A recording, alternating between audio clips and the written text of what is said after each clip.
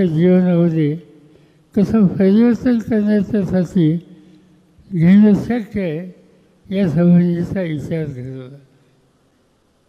कोणीतरी सांगितलं म्हणजे की या निवडणुकीमध्ये आम्ही काय करणार, त्याच्यामध्ये मागणी केली की चव्हाण साहेबांना भारतरत्न द्या.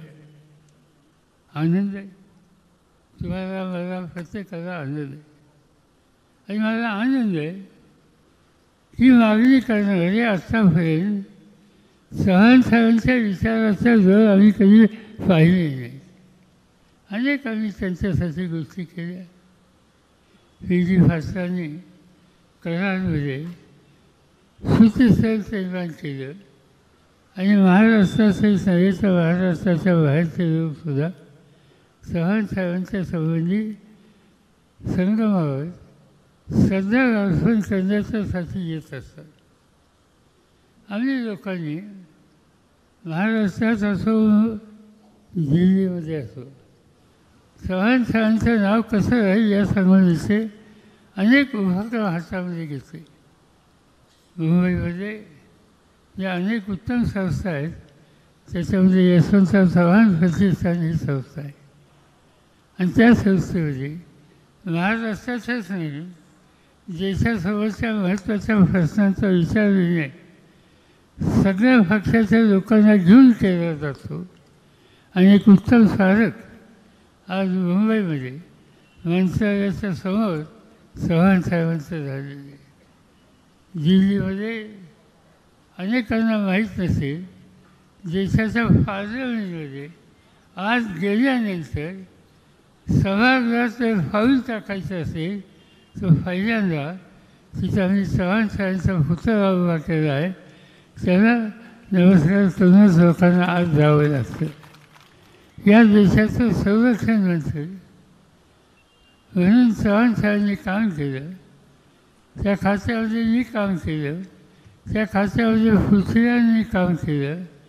आणि संरक्षण खात्याचं जे कार्यालय आहे त्या कार्यालयाच्या दारामध्ये एक कर्तबगार संरक्षण मंत्री म्हणून चव्हाण साहेबांचा पुतळा आम्ही तिथे उभा केलेला आहे.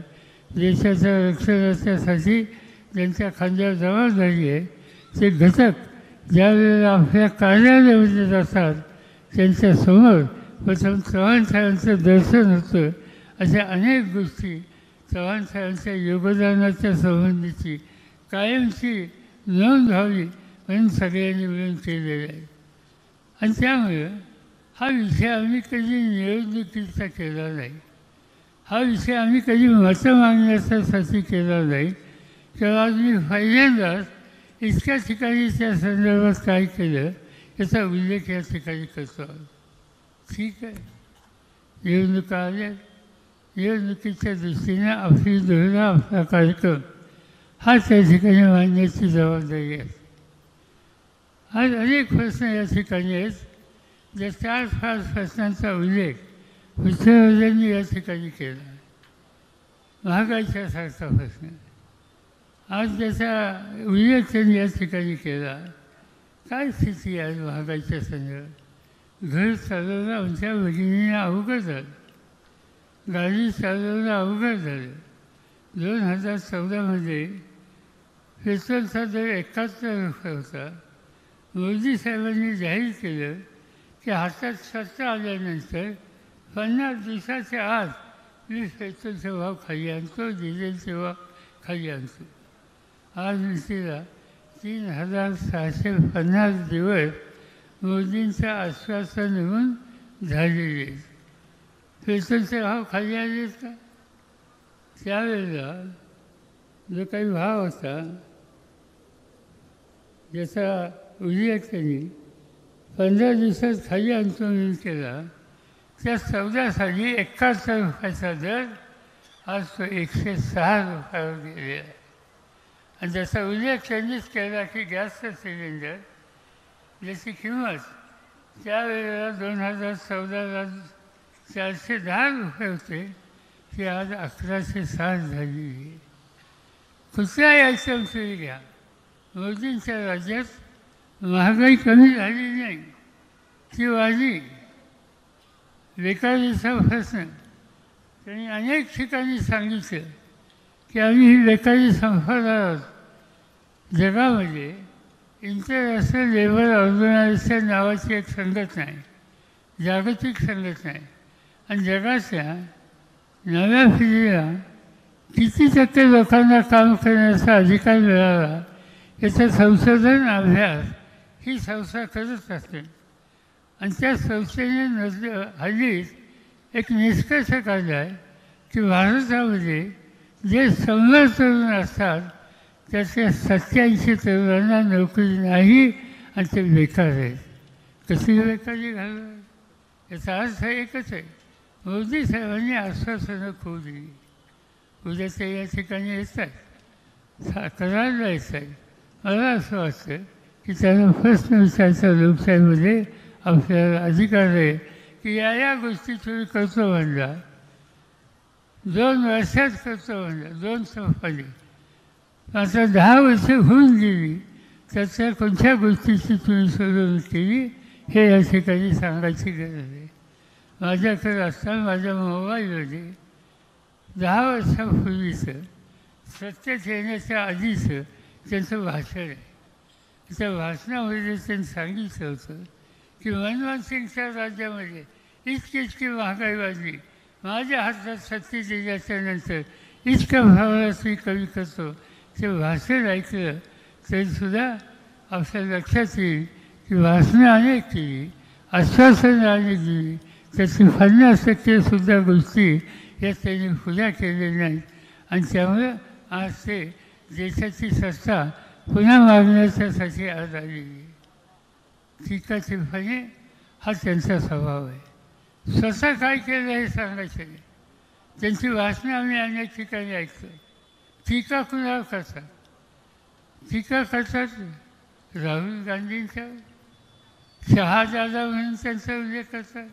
आणि ज्या तरुणानं या देशाच्या एकंदर स्थितीचा अभ्यास करण्याच्यासाठी काश्मीरपासून कन्याकुमारीपर्यंत पदयात्रा काढली, कोट्यावधी लोकांशी सुसंवाद केला, त्यांचं दुःख समजून घेतलं आणि देशाच्या भल्याच्यासाठी काही ठोसपणानं पावलं टाकली, त्याची आवश्यकता आहे याची मांडणी ते करत आहेत.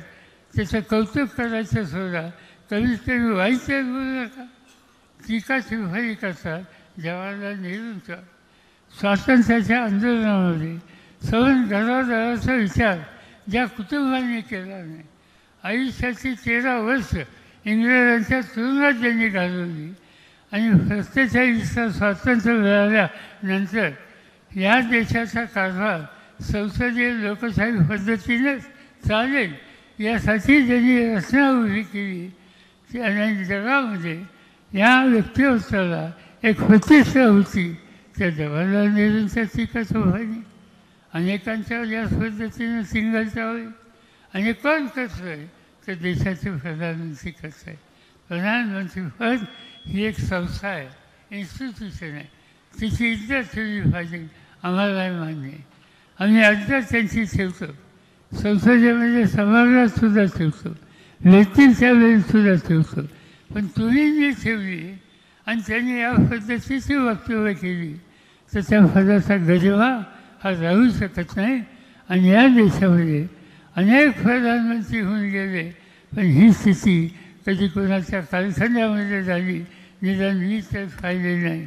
मी इंदिरा गांधींच्या नंतर जेवढे प्रधानमंत्री झाले त्या सगळ्यांचा कालखंड हा जवळून पाहिलेला आहे. कधी आम्हाला हे ऐकायला मिळालं नाही की आज मोदींच्या रूपानं ऐकायची स्थिती या ठिकाणी निर्माण झाली.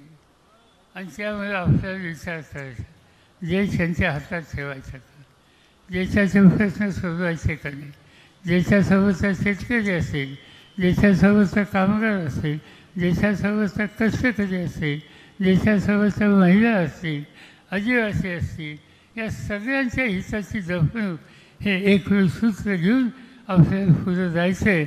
आणि ह्या रस्त्याने जायचं असेल तर मोदींचा कालखंड, मोदींची विचारधारा ती हिताची नाही. आणि त्यासाठी परिवर्तन करण्याची आवश्यकता आहे. आणि ते परिवर्तन करायचं असेल उद्या होणाऱ्या निवडणुकीमध्ये आज या ठिकाणी कष्टकऱ्यांचा प्रतिनिधी म्हणून शशिकांत शिंदेंची उमेदवारी तुम्हाला सगळ्यांच्या सोबत दिली. त्यांच्या उमेदवारीचं फुलं मतदार केंद्रात गेल्याच्या नंतर त्यांचा तुकारी वाजवणारा माणूस ही खून असेल त्याच्यासोबत समर्थन द्यावा व त्या संख्येनं त्यांना देशाच्या लोकसभेमध्ये पाठवा.